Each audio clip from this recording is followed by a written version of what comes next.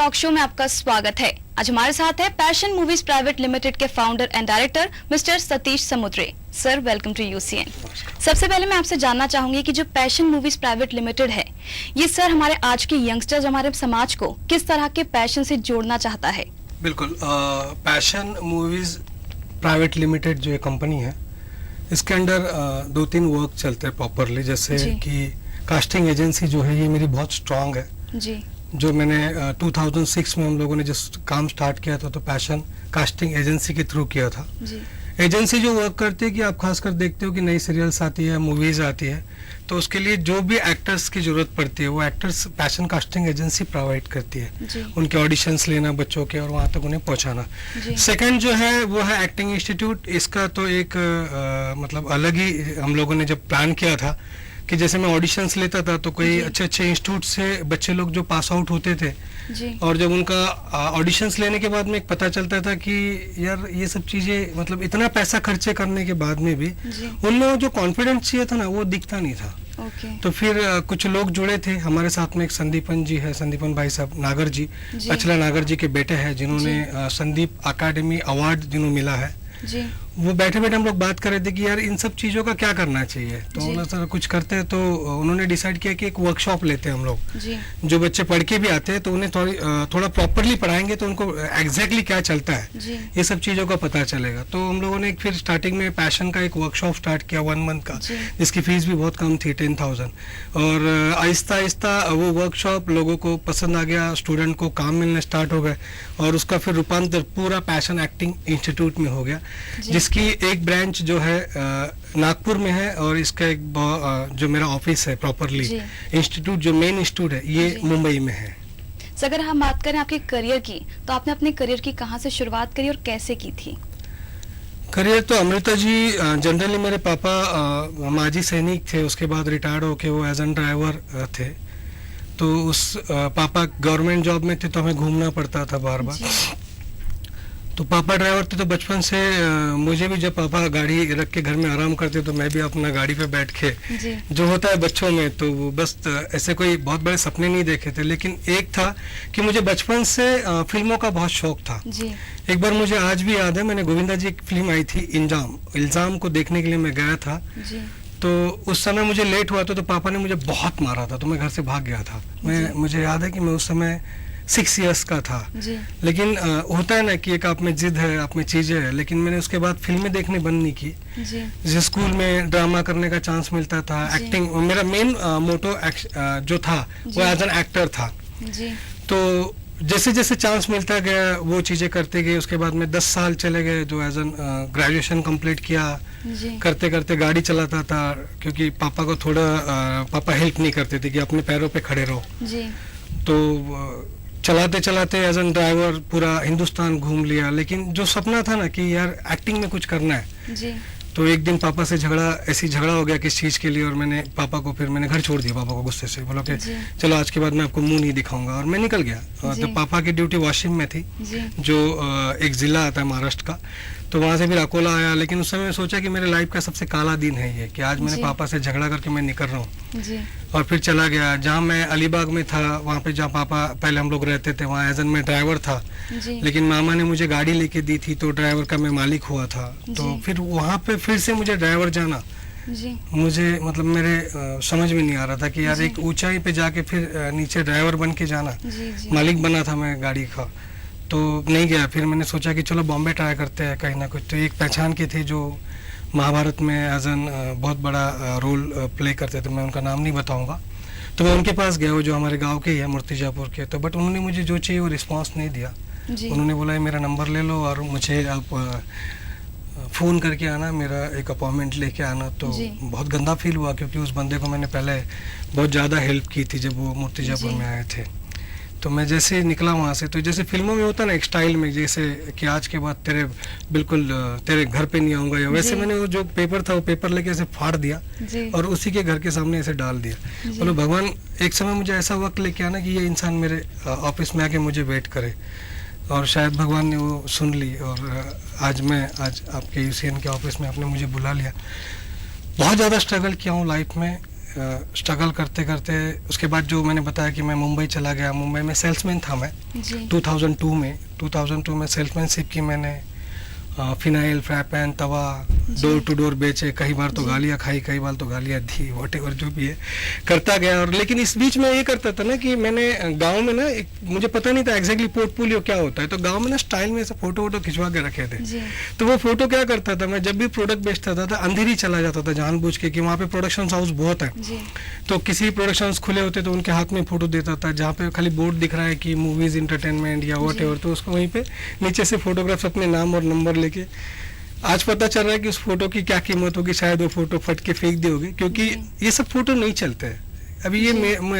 मेरा खुद का ख्याल है कि मैं ऐसे करता हूँ। हर लोग जो सोचते हैं कि यार एक मस्त एक्टर बनूंगा ये हो, लेकिन एग्जैक्टली आप जब जिस स्पॉट्स पे जाते हो, जी जो चीज़ आप करने जाते हो, तो जो आप सोचते हो उससे कहीं ज़्यादा टफ होता है। तो वो सब करते करते फिर खुद की कंपनी मैंने डाल दी। मेरी उस समय एंगेजमेंट हो गई, नागपुर की लड़की उस समय, उनके साथ में वर्षा करके है, वर्षा, उनके साथ में एक एंगेजमेंट हो गई 2004 को। तो फिर मेरी बीवी मेरे लिए बहुत लकी साबित हुई। मैंने उन्हीं के नाम से कंपनी एस्टैब्लिश कर दी, वर्षा एंटरप्राइजेस। जी वो कंपनी थी मेरी प्रोडक्ट के लिए। उस समय डोर टू डोर जो प्रोडक्ट होता है उस जी। बेचने की हम लोग को कंपनी स्टार्ट हो गई। कुछ एक साल बहुत ज़्यादा स्ट्रगल गया। 2003 में खुद ही प्रोडक्ट बेचता था कंपनी का मालिक होने के बावजूद। जब भी हमें रेंट भरना होता है 1 महीने का, उस समय हम ये सब करते थे। आहिस्ता आहिस्ता आहिस्ता कंपनी थोड़ा रन कर ली मैंने। फिर डोंबिवली में फ्लैट लिया, गाड़ी ली, खुद के थोड़े जी। सपने पूरे होने लगे। लेकिन फिर भी होता है ना कि जो मुझे करना था, जी तो मुझे एक्टिंग में बहुत ज़्यादा इंटरेस्ट था। तो फिर बॉम्बे मैंने एक्टिंग इंस्टीट्यूट ज्वाइन किया। वहाँ पे मैं एक्टिंग सीखा, क्रिएटिंग कैरेक्टर, बहुत अच्छे लोग हैं वो लोग भी। उनके थ्रू मैंने बहुत कुछ सीखा एक्टिंग में। और फिर लेकिन जैसे जैसे एक्टिंग सीखने के बाद है कि आपको लगता है कि बिल्कुल आप बस बन गए, जी लेकिन इट नॉट जोक, ये सब चीज़ें नहीं होती। उसके जी। बाद फिर ज़्यादा स्ट्रगल करते गया। देखा 1 साल तक मैंने अच्छे अच्छे फिल्मों में काम किया, लेकिन जिस समय मैं फिल्म देखने गया, तो मैं नाम नहीं लूँगा फिल्मों का, तो उस फिल्म में मैंने 5 सीन करने के बाद में 1 सीन भी नहीं आ रहा है। तो आई एम जी। शॉक। बाद में पता चलता है कि आपके सीन काट दिए गए क्योंकि बहुत ज़्यादा अच्छे हो गए थे या वॉट एवर, भगवान जाने। जी फिर ठान लिया कि आपको इंडस्ट्री में अगर टिकना है तो गॉडफादर की ज़रूरत होना बहुत ज़रूरी होती है। कोई ना कोई होना चाहिए आपके जी। सपोर्ट में। सेकंड, आपको एक प्रॉपर वे मिलना चाहिए। तो बस ठान लिया कि खुद का गॉडफादर खुद बनना है। और जी। फिर इस बीच कुछ दोस्त लोग मिलते गए जिनके थ्रू मैं कास्टिंग्स करता था। जी फिर आहिस्ता आहिस्ता कास्टिंग एजेंसी, फिर प्रोडक्शन हाउस, फिर एक्टिंग इंस्टीट्यूट, जी। ये सब जर्नी है यहाँ तक की। सर, इस फील्ड में जाने के लिए आपका मेन मोटिव क्या था? मोटिव मैं आपको बताना चाहूँगा, मैं 6 में था। जी तो हर समय जो आपको तो पता होगा कि जो सर आना चाहिए वो नहीं आए, तो जी। दूसरे सर आते, तो वो आपको पढ़ाते नहीं, कुछ ना कुछ टाइम पास होता है। तो उस समय मुझे सबको सवाल पूछे उन्होंने, सर ने, जी। चौगले सर नाम था उनका, कि भाई अच्छा बेटा तू उभा, तू खड़ा रहे, ते क्या होगा बड़ा बन के। टाइम पास कर रहे थे, जी कोई डॉक्टर, कोई इंजीनियर, कोई वकील, कोई कुछ। जब मेरा जी। नंबर आया तो मुझे ना मेरे सरनेम से सर थोड़ा सा मैं अगाऊ था, स्कूल में थोड़ा सा एक्स्ट्रा था। जी तो ये सामुद्रिया, मतलब ऐसे चिल्ला के बोले वो कि तू क्या बनेगा। मैं उठ के खड़ा हो गया, मैंने बोला सर अपने स्टाइल में रहेगा, अलग दुनिया में रहता था मैं, एक एटीट्यूड था मेरे में। जी तो सर पता नहीं मैं क्या बनूंगा, लेकिन मैं वो इंसान बनूंगा कि जिस दिन ये सामुद्र मरे ना, तो कम से कम महाराष्ट्र को पता चलना चाहिए कि आज सामुद्र मरा है करके। जी तो वो सुन के शॉक हो गए और वो सीधा स्टैंड हो गए, बोले बाहर आ। मैं बोला अब तो बेटा गई तेरी तब धोएंगे। और लिटरली वो सर ने मुझे हक किया और बोलते बेटा 15 साल हो गए, पक गए, लेकिन ये जवाब नहीं मिला, I love you and God bless you. तो बस मैंने उनके चरण छू लिए। और कुछ अभी 2 साल पहले की बात है कि अलीबाग में मैं थोड़ा फेमस था जी एक्टिंग के या सब चीज़ें करता था। तो मुझे पता ही नहीं, मेरे दोस्त ने जो किसी प्रेस में काम करता था, उसने मेरा पूरा इंटरव्यू, पूरे मेरे फोटोज़, जी ये सब चीज़ें मेरे वेबसाइट से निकाल के एक बड़ा का बड़ा पेज छाप दिया जी कि एक ड्राइवर बना, प्रोड्यूसर ये हो। और वो पढ़ के उस सर ने मुझे कॉल किया और उसने बोला, सर ने बोला मुझे कि बेटा देख मेरा आशीर्वाद काम आया ना। तो बहुत बढ़िया लगा उस समय। सर, अगर हम बात करें आपके इंस्टीट्यूट की फैसिलिटीज़ और ट्रेनिंग के बारे में, तो आप अपने स्टूडेंट्स को किस तरह की फैसिलिटीज़ और ट्रेनिंग प्रोवाइड करते हैं? बिल्कुल बिल्कुल, बहुत अच्छा सवाल है आपका। बेसिकली ना, जैसे एक सिलेबस होता है एक्टिंग इंस्टीट्यूट का, तो वो सिलेबस तो मैं क्योंकि मैं खुद भी पढ़ा हूँ, इंस्टीट्यूट से पास आउट हूँ, जी वो सिलेबस भी बना है। और उसके बाद में मैंने जो मेहनत की है, जो 2 साल 3 साल में जो घुमा स्ट्रगल किया हूँ और जो अनुभव मैंने लिया है, जी उस अनुभव के हिसाब से मैंने एक अपना खुद का एक सिलेबस बनाया है। जी मेरे पास फैकल्टी में आत्म प्रकाश जी है, जो गोविंदा, चंकी पांडे, बड़े बड़े लोगों को ट्रेन कर चुके हैं। जी। सुतेंद्र सर है, जिन्होंने मीमो और बहुत से टीवी सीरियल के आर्टिस्ट को ट्रेन किया हुआ है। जी अनिल म्हात्रे जी है, जो डायरेक्टर है, वो मेरे पास पढ़ाते हैं। उसके बाद में फाइट में अनिल पारोकार है, जिन्होंने टाइगर श्रॉफ से लेके बड़े बड़े लोगों को, सलमान खान तक को फाइट की ट्रेनिंग दी है, वो जी। बंदा मेरे पास पढ़ाता है। और सबसे बड़ी चीज़ है कि हम लोग जो रियल है कि जी। एग्जैक्टली होता क्या है फिल्मों में जाने के लिए, और एक्टिंग के बारे में एग्जैक्ट क्या होना चाहिए, ये सब चीज़ों को हम ज़्यादा जोर देते हैं। सर, आपके इंस्टीट्यूट से ट्रेनिंग लेने में एक स्टूडेंट को किस तरह का एडवांटेज मिलता है? हाँ, तो सबसे पहला एडवांटेज ये है ना कि आपने जितने भी इंस्टीट्यूट देखे होंगे, तो ये लोग क्या करते, खाली पढ़ाते हैं। और अगर इनको आप पूछोगे, सवाल करोगे कि सर ठीक है मैं आपके इंस्टीट्यूट में ज्वाइन होता हूँ, उसके बाद क्या, तो ये बोलते हैं MBBS करने के बाद कोई कॉलेज डॉक्टर थोड़ी बनाता है, आपको खुद जी। बनना पड़ता है। एग्जैक्टली। लेकिन हमारे पास में एक प्लस पॉइंट क्या है कि मैंने आपको पहले ही बताया कि स्टार्टिंग में कि मेरी कास्टिंग एजेंसी बहुत स्ट्रांग है। अभी तक मैंने करीबन 100 के ऊपर सीरियल की कास्टिंग्स की है। कई सीरियल में लीड एक्टर्स मैंने दिए हुए हैं, जी कई मूवी की मैंने कास्टिंग की हुई है। जी तो होता क्या है कि जो हमारे स्टूडेंट होते हैं, तो उन्हें एक ज़्यादा बेनिफिट मिलता है हमारे कास्टिंग एजेंसी के थ्रू। जी। हम उनको ज़्यादा प्रमोट करने की कोशिश करते हैं, तो जी। ये प्लस पॉइंट है स्टूडेंट के लिए। सर, इस फील्ड में जाने के लिए क्या कोई एज लिमिट होती है या किसी तरह की क्वालिफिकेशन की भी जरूरत हो सकती है? बिल्कुल बिल्कुल। मेरे हिसाब से तो कोई एज लिमिट नहीं होती है। शायद आपने बहुत से सीरियल या मूवी देखी हो जिसमें बच्चा भी आपको दिखता है, पैदा हुआ बच्चा भी है। जी और अमित जी देखिए, देवानंद साहब 84 तक वर्क करते थे, तो कोई एज लिमिट नहीं है जी मेरे हिसाब से। और रही बात क्वालिफिकेशन की, तो ऐसे कितने लोग हैं जिनको पढ़ना तक नहीं आता प्रॉपरली। जी यहाँ पे टैलेंट बोलता है। जी आप एज एन एक्टर हो, आप एक्टिंग करते समय आपका फील क्या है, आपका टैलेंट क्या है, ये बहुत ज़्यादा मायने रखता है। जी एजुकेशन मैक्सिमम 10th भी आप हो, आप कल ही पढ़ना चाहिए, आपको लैंग्वेज आनी चाहिए। जो हम लोग SMS भेजते हैं जी कि हाय HAI और हिंदी में क्या कर रहे हो, तो अगर जी। इतना भी आपको पढ़ने आ गया, क्योंकि रोमन में ही सब होता है, तो एक ज़्यादा जी। बेनिफिट मिलता है आपको। सर, आपका इंस्टीट्यूट बाकी इंस्टीट्यूट्स की तुलना में कहीं बेहतर क्यों माना गया है?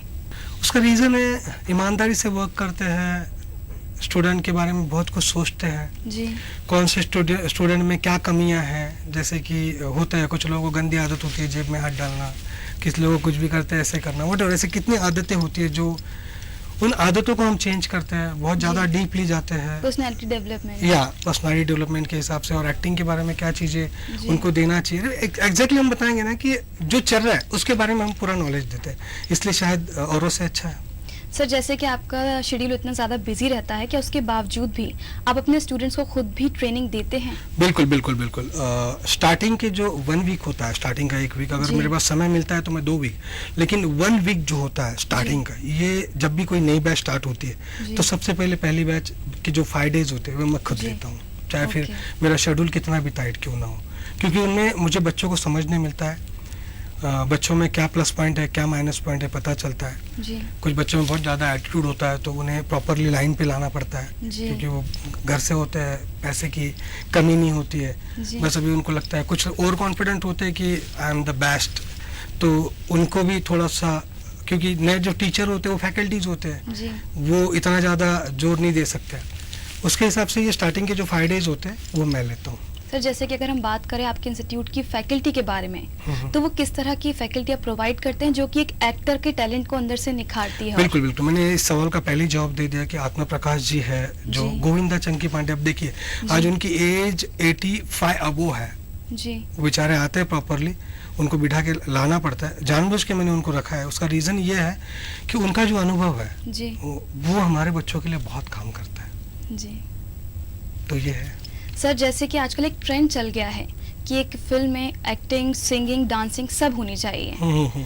तो सर, क्या आजकल डांसिंग और सिंगिंग भी बहुत ज़रूरी हो गया है, या फिर एक एक्टिंग के सहारे भी एक इंसान लंबे समय तक सरवाइव कर सकता है फिल्म इंडस्ट्री में? बिल्कुल बिल्कुल, आपके सवाल का जवाब दूंगा मैं।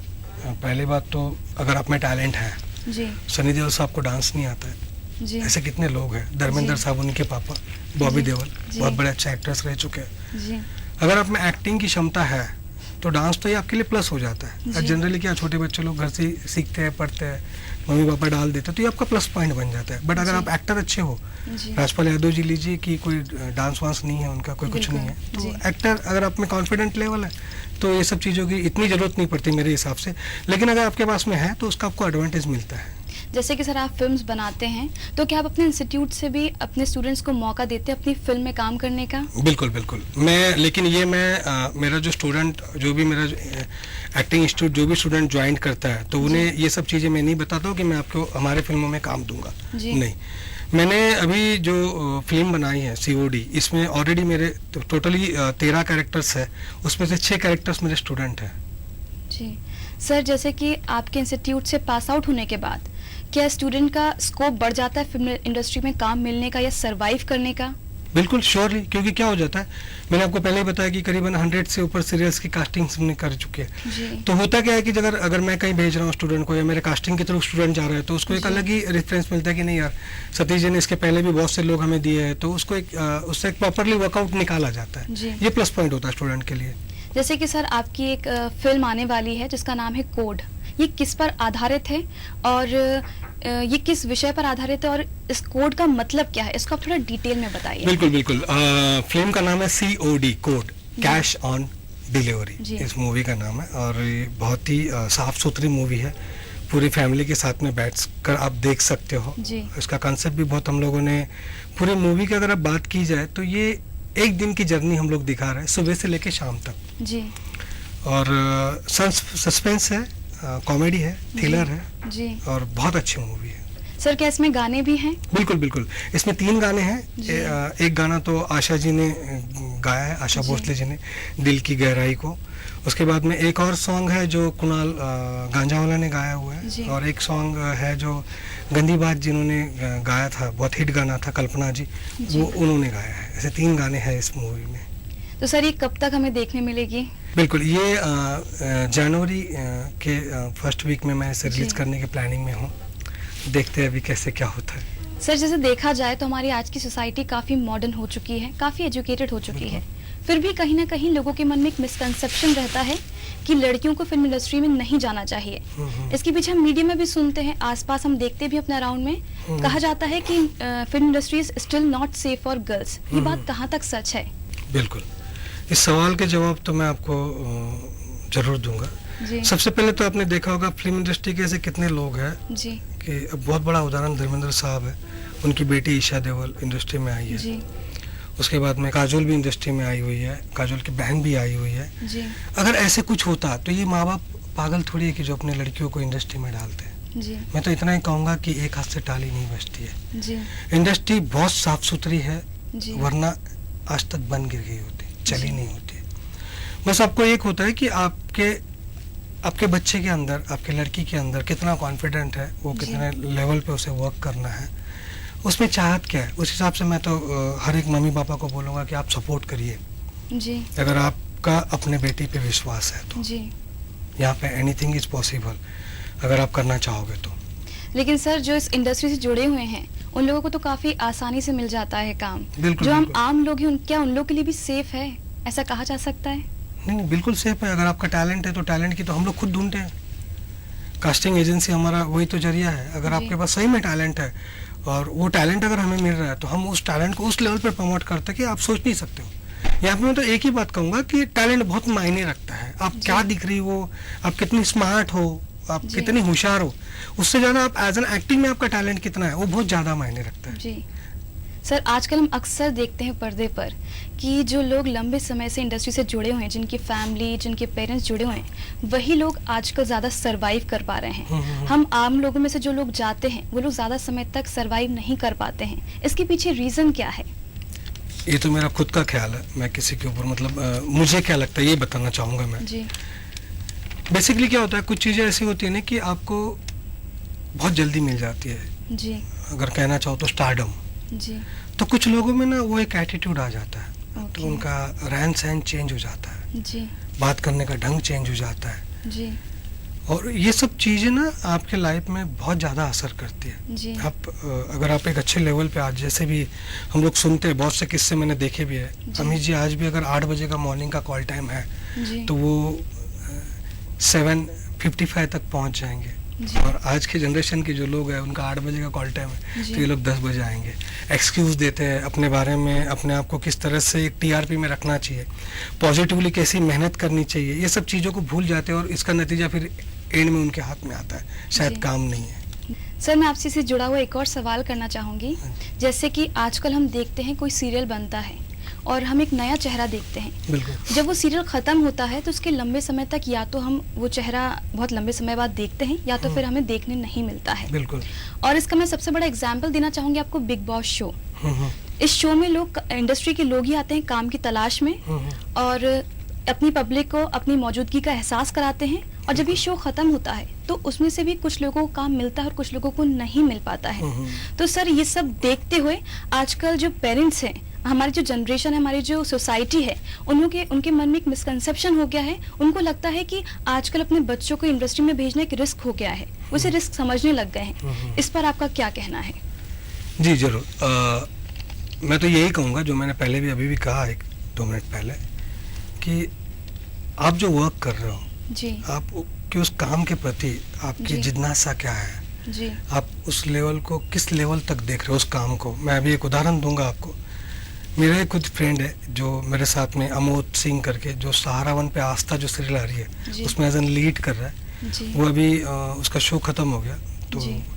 बस कल ही 2 दिन पहले ही आया था वो और बोल रहा था यार सतीश कुछ नया है तो बता देना। जी देखो अभी इस लड़के में मैंने इतनी चाहत देखी ना कि उसने जैसे ही वो शो उसका ऑफियर हुआ तुरंत वो मार्केट में आ गया, वो आ गया, बाहर आ गया, काम कर रहा है। अभी एक लाइव बुक के लिए उसके मेरे थ्रू ऑडिशन दिया और वो शॉर्टलिस्टेड है, शायद उस लाइव बुक के नया शो आ रहा है उसमें एज एन लीड आ जाएगा वो। जी अगर आप कुछ भी काम कर रहे हो जी तो कुछ ऐसे होता नहीं कि आप वर्क कर रहे हो, करते करते जी। आपको एक शो ब्रेक हो गया आपका, तो आपका फर्ज है, आपका काम है दूसरा शो ढूंढने का। जी आपको आपको लगता है कि नहीं अभी मैंने एक कर लिया तो मेरे घर पे लोग आएंगे, इट्स नॉट पॉसिबल, क्योंकि कंपटीशन है यार। जी यहाँ पे नए नए चेहरे लोगों को चाहिए, उसमें आपको अपने आप को बचाना है, टिकाना है। जी तो आपको आपका जो कॉन्टैक्ट्स है वो बढ़ा के रखना होगा, अपने एटीट्यूड को बिल्कुल डाउन टू अर्थ रखना होगा, तो आप इजीली आप सक्सेस कर सकते हो। कितनी जगह से आप देखिए, आप कब से काम कर रहे हैं, आज भी आ रहे हैं। एक अभी उनकी फिल्म देखी मैंने, ब्रदर, जी बहुत मतलब कहाँ थे, बीच में बंद हो गया था उनका, 10 साल काम नहीं कर रहे थे वो, जी। टीआरपी नहीं थी शायद, उसके बाद में अपने आप को उन्होंने चेंज कर दिया और आ रहे हो।